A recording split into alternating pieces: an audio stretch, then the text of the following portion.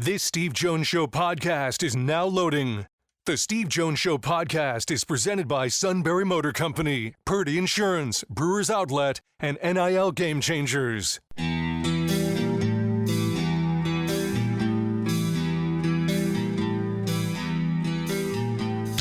Bringing you an in-depth look at Penn State sports and more. This is the Steve Jones Show on News Radio 1070 WKOK.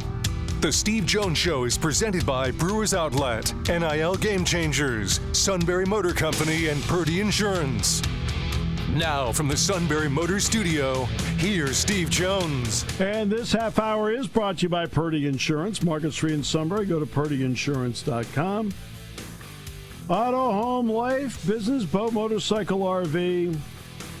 They do a great job of making sure you're fully covered and saving you money.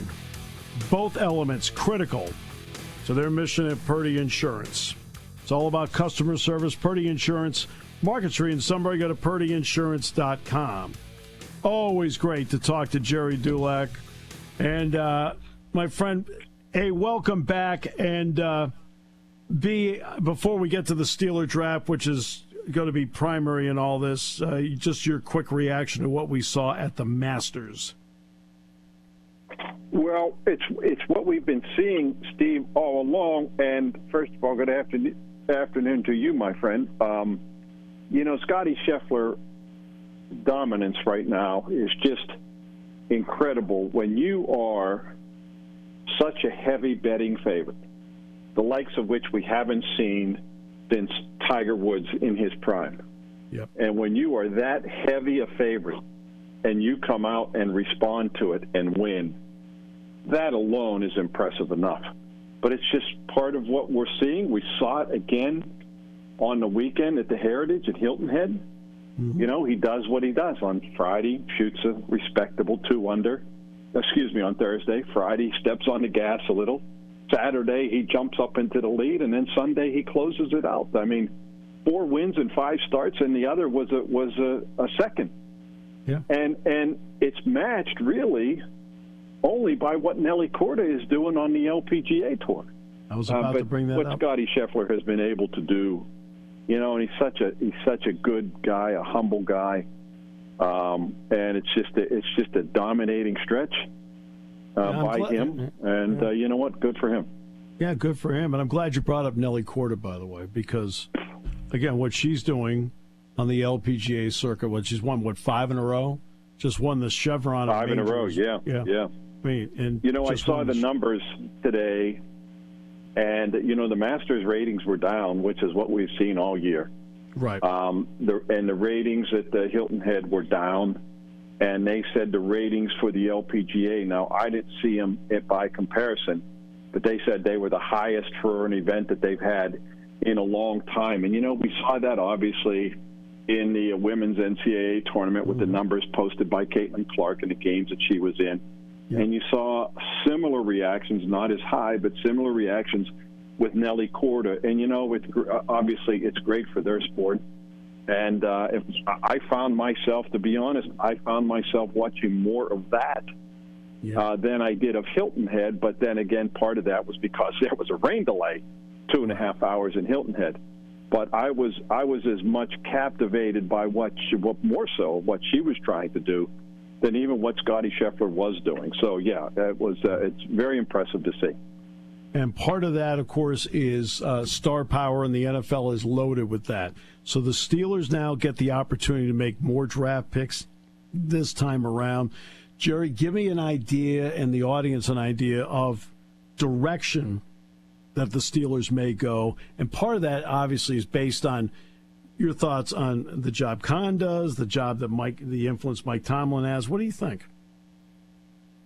Well, let's start with Thursday, Steve. And I don't think there's any question. I kind of learned this lesson a long time ago. I don't know so much it's a lesson, but this kind of directive, that there's a big difference between what you want and what you need.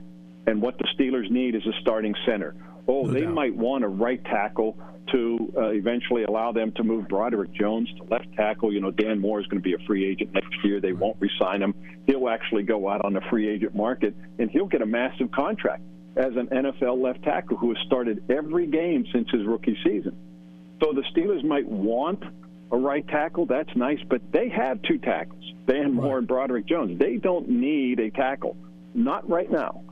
And they need a second receiver, but that's a second receiver. You need a starting center, and there aren't many of them out there. So if you're drafting 20 and you don't pick again until 52, I'm not sure any of the three centers are going to be there at 52. So you better take one at 20 if you have a grade on one at number 20, and I believe they do in the guy from Duke. And so to me, that's where you go on Thursday. Now, on Friday, if on Thursday you don't do that, then to me, I think you might see them trade up in the second round to try and get one of the centers they like.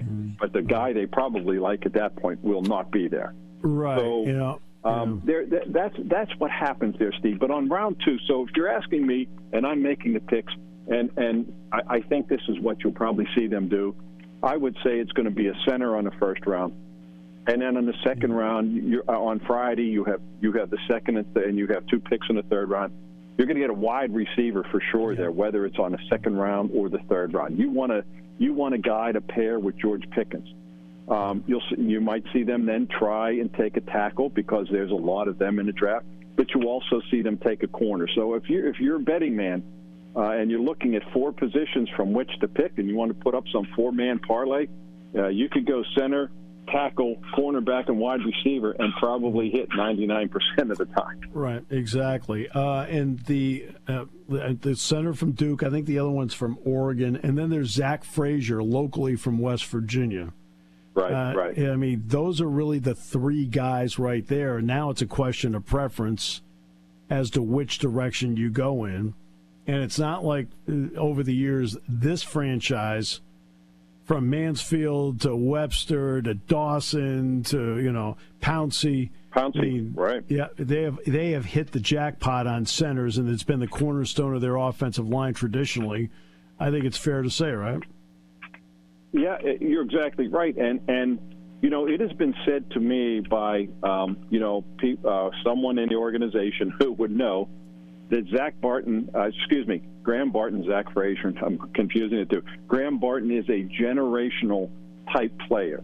Yeah. Well, if that's what you think, then you take a generational type player. Those types of players are Pro Bowl players. Those guys are guys you build your line around for 10 years, like Marquise Pouncey.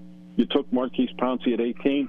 There's nothing wrong with taking that type of player at 20 if you believe in him. And if he is what they think he is, then to me, why would you pass him up? You just wouldn't, because that is your number one need. They have starters at every position but center. And all they have on the roster right now are guys who are capable of being backups. So it's why, to me, to pass up that opportunity, and the other two guys are Zach Frazier from West Virginia and Jackson Powers Johnson from Oregon. But I don't think they have those two guys rated as highly as they do Graham Barton. Right. If your grade is generational player, okay, it eliminates choices. And as for the wide receiver part later in the draft, there are a lot of wide receivers in this draft. So how important is a speed guy, because Pickens is on one side, or how important is dependability, in your opinion, opposite Pickens? George Pickens is their X-receiver. He's the outside, deep down the field guy.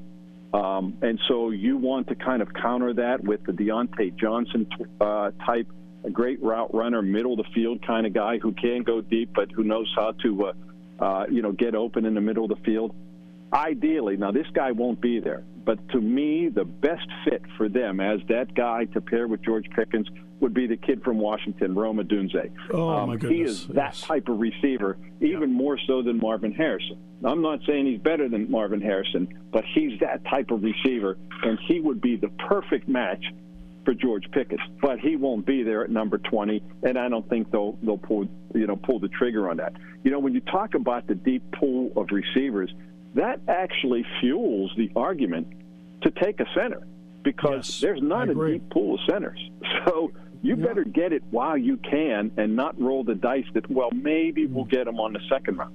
So, like I said, in order to do that, they would have to trade up in the second round, and also they would probably have to have all three centers ranked basically the same. But to me, that's rolling the dice when you don't need to do it, because there are other tackles, and again, you don't need a tackle, but there are enough wide receivers that you can you can find one, certainly on the second, for sure, on the second round, and probably even, I'm sure, even the third round. And, we know the Steelers' history and success of history drafting wide receivers in third round or later.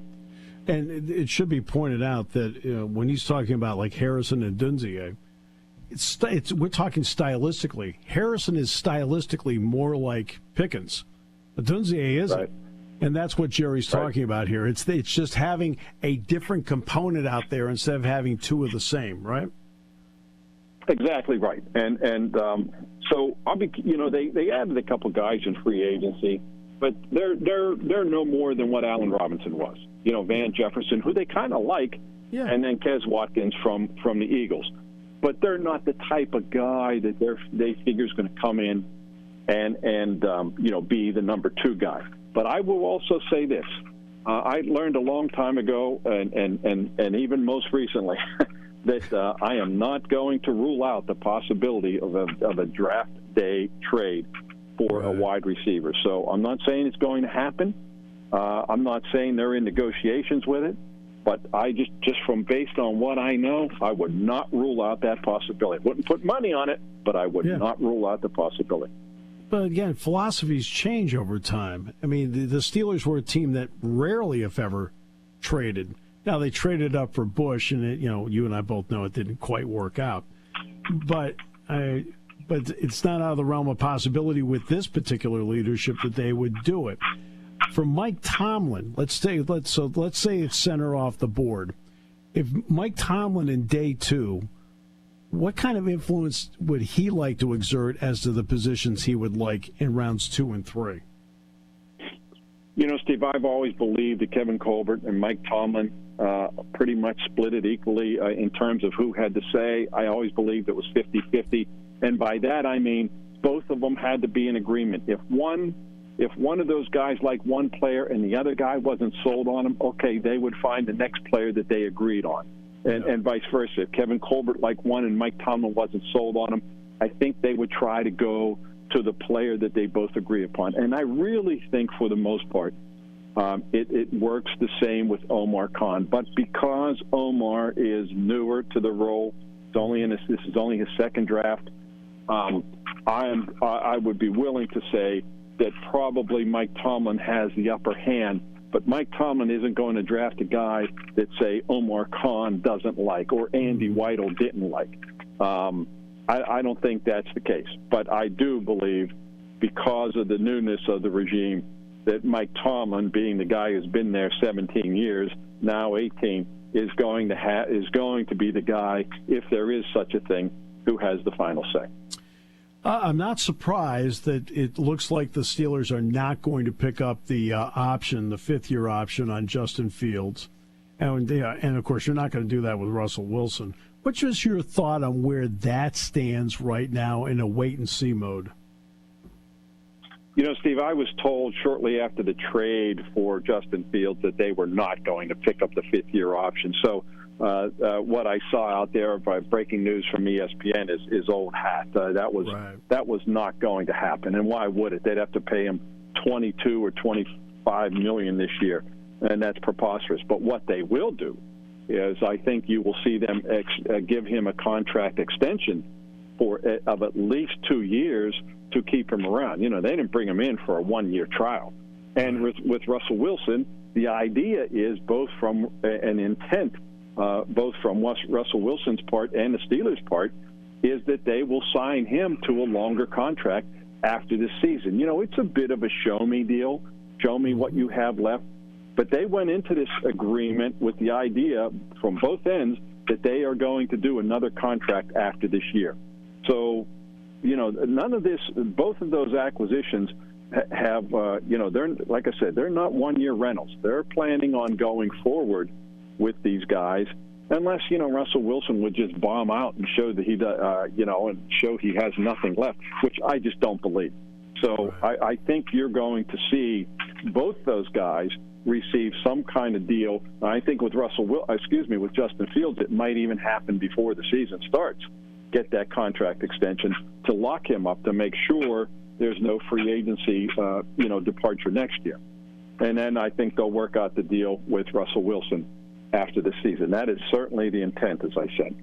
All right, so give us an idea of what your draft weekend is like. What are your responsibilities, and how do you need to spend it? Well, I spend it very busy, Steve. I will tell you, I like to start the morning with maybe 9 holes of golf, but sometimes that's not always possible. But, I get there. The draft, for example, the draft will start 8 o'clock tomorrow, and I'll be on the air on the radio from 7 to 9 from the Steeler facility. And then once they make their pick, obviously, it gets a little busy. But it's only one pick, and so it's not too bad. We'll meet with Mike Tomlin and Omar Khan at the end of the first round to discuss the pick. The next day, the draft starts at 7. I go on the air at 6, and I will be on from 6 to 8 or even longer until the Steelers pick. And once the Steelers pick, then I go off the air. And then I'm busy. And so there'll be 3 picks that night. So that obviously will be a little bit more hectic, a second-round pick and 2 third-round picks. And then Saturday's just it's just a long day of by that point, Steve, I've had enough. At that point, you just want the draft to be over, because other than maybe the 4th round, you're taking a bunch of guys who, let's face it, you're rolling the dice, might not make it past training camp. And in which case, with all due respect, I don't have much interest in any of those guys. So that's kind of what it is for me. And I look forward to the first day. I think everybody does. Let's face it. Yeah. Other than crowning the Super Bowl champ, Steve, it's the most anticipated moment in the league all year. Thursday night, the number 1 pick in the draft. Who's it going to be? And so it generates a lot of excitement and a lot of hype and hysteria for sure as well. Oh, by the way, I heard the best evaluation of Caleb Williams of anybody. They said he is great in havoc situations. The problem is most of the time he's the one that created it. Yeah, that's pretty good. That's pretty good. I'm certain he'll be off the board first, and then we'll see. Last year, 3 quarterbacks went 1, 2, 3, and there's a good chance you might see a 4 go in the first 4 picks. J.J. McCarthy being the wild card there, and I think some trades will have to happen. And then I think Michael Penix will go, I'm going to guess, in the upper half of the draft, I'm guessing. And so that'll be 5. And I think Bo Nix will probably maybe late first round, early second. Yeah. I said earlier, you know what? I feel that there will be 6 quarterbacks in round 1 somewhere. Yeah. In round 1. Yeah. All right. Yeah, and the six being who? Oh, Bo Nix, Penix, McCarthy. You think, Bo, no. You think, right. That's right. Entirely feasible. Yeah. I mean, Bo Nix, I was not a big Bo Nix guy because, you saw him against Auburn, Penn State. Am I right? Was that the game? They played him? Or am I wrong? They played him. No, he played. He played for Auburn. And you know what, Jerry? Wasn't it versus Penn State, and he was terrible? I didn't know what to expect from him. And while he wasn't great, he was better than I thought he would be. He stayed away from the big mistake, which has always been his biggest problem. He didn't make a big mistake in that game. Penn State just beat them. All right? Yeah, but at Oregon, obviously, in a better system, it's kind of like Brock Purdy in the 49ers. Steve, I'm convinced that if Mac Jones played in a 49er system, he'd be better than Brock Purdy. Because that's the type of system he would work best in. So I think, Bo Nix certainly benefited from that, from the system in Oregon. And if he gets in the right system in the NFL, he could be good. And if he's not in the right system, I just think he might be a wasted number 1 pick. If Mac Jones had Trent Williams as his left tackle, Deebo Samuel, Ayuk, and Christian McCaffrey and George Kittle. Right? I mean, that's a big part of it. Right, exactly. Yep. I mean, that's the problem with being. And Carl Williams, Caleb Williams' father, made that point about the draft. Right? Trevor Lawrence so far has been in the Hall of Very Good in the NFL. He's not great. But right. What does he have to work with? He joined a 1-15 team. Well, guess what? 1-15, you don't just a magic wand and suddenly you're 15-1. It's not how it goes. Right. All right. Get the clubs ready. You and I need to go out, relax, and hit a few. I certainly hope we can. I know there's a tee time up at Sunny Hannah waiting for us. Yes, and I know Mr. Ham has talked to me about this, so here we go. Yes, he has, and I every time I see our friend Ronnie Moeller, who I just ran into him a week or so ago up at the Chartiers, I remind him of that date is pending still. We're going to make it happen. My friend. I hope so. Enjoy the draft, but then enjoy a great round of golf on Monday after it's over with.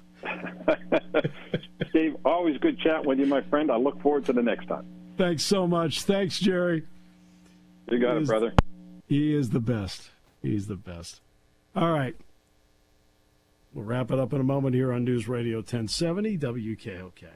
Party time, game time, or just fun time. Doesn't matter what time it is because it's Brewers Outlet time. The beverage supermarket has the area's largest beer selection. Imports, microbrews, ciders, and domestics. Pick from over 100 ice-cold 12-packs and dozens of 24-ounce singles. Soda, snacks, hot sauces, fresh roasted peanuts. Make it one-stop party shopping, and don't forget the pickle bar. So whatever you're celebrating or just doing it up, Brewers Outlet, Reagan Street, Sunbury wants to see you. And thank you for your years of patronage. You want your young athlete to get the most out of life and NIL. You need a roadmap, a strategic approach. NIL Game Changers help student athletes earn while they learn in their collegiate journey. Driven by former student athletes and coaches who work as NIL sports agents and content media designers, they'll guide both student and family, starting with high school students looking toward college and those already in college. Get a seasoned team of marketing experts with a background in athletics and coaching. Visit NILGameChangers.org, the ultimate destination for name, image, and likeness opportunities.